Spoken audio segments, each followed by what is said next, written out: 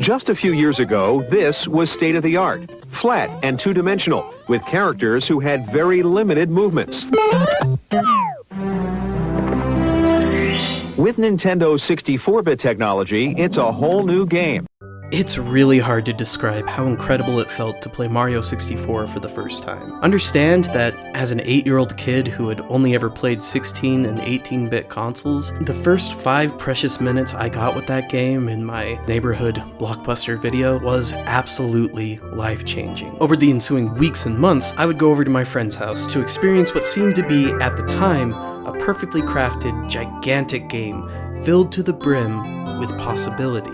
The overabundance of possibility, combined with a highly imaginative level design, a design that allowed goals to be accomplished in multiple ways, excited my little mind like no other game had. None of Mario's main series platforming games since Mario 64 have managed to rekindle that special feeling.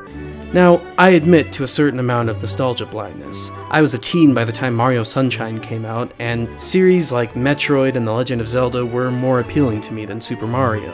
I mean, I liked Mario Sunshine and both the Galaxy games, and I would argue that they were actually technically superior to Super Mario 64 in pretty much every single way, but they just lacked the same wow factor. They didn't instill in me that same feeling of wonder. It just didn't feel like the monumental leap forward I experienced in 1996. The latest offerings we've gotten in the Super Mario series on the Wii U failed to connect with me in any way. Again, they were technically solid games, but nowhere near industry-defining like Mario's earlier adventures.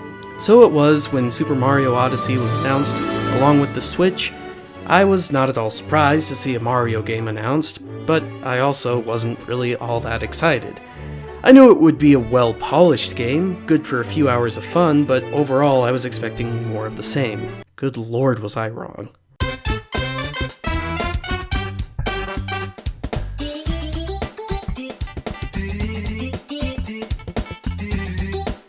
From the very moment you take control of Super Mario, Odyssey feels fresh. Previous Mario games have had a shared aesthetic, with assets that have been copied and pasted throughout the game. This allows development teams to work efficiently, but sometimes it can make parts of the game feel a touch monotonous. Not so in Odyssey. You will jump from a felt-made, Tim Burton-esque ghost hat-inhabited land, to a prehistoric land, to a giant city, to a land that really made me crave grilled cheese and tomato soup for some reason.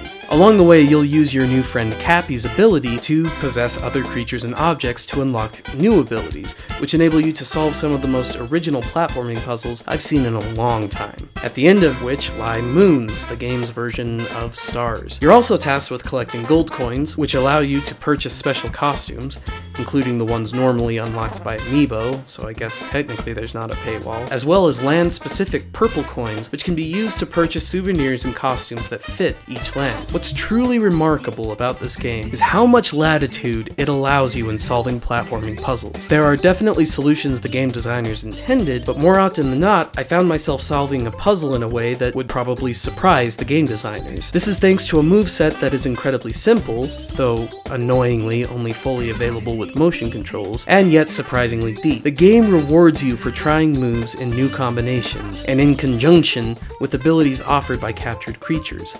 Honestly, I haven't played a game that has been so rewarding to creative, curious players since, well, The Legend of Zelda Breath of the Wild. There is a staggering amount of variety in this game, thanks to the over 50 things that you can capture with Cappy. And any time that there's a power that just doesn't work, you're moving on almost immediately afterward to another gimmick. Makes the game feel so fresh, and it avoids a problem that so many Mario games recently have grappled with, and that is the power-ups feeling either gimmicky or not fully utilized, or just sort of lazy. Honestly, I could go on and on about this game, but what makes it really incredible are the surprises, and I kind of feel like I've spoiled enough of it as it is. Suffice it to say, I rate this game as a must-have. As in, not just if you have a Switch this is a must-have, I mean it as in if you have the funds and the ability, go out and get a Switch. Super Mario Odyssey combined with The Legend of Zelda Breath of the Wild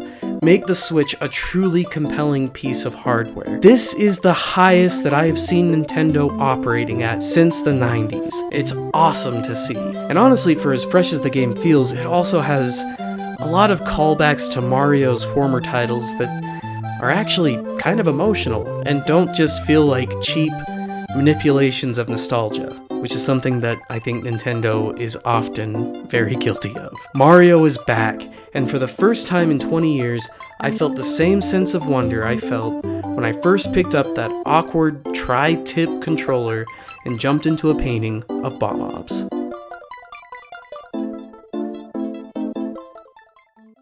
Okay, that was my really fast review of Super Mario Odyssey. I'm working on some other videos. I'm so sorry it's been so long since I've gotten a video out, but I had pneumonia! Honest to goodness pneumonia. Oh, thank you, Salt Lake City, and the terrible, awful, ever-present cloud of pollution that rests over you.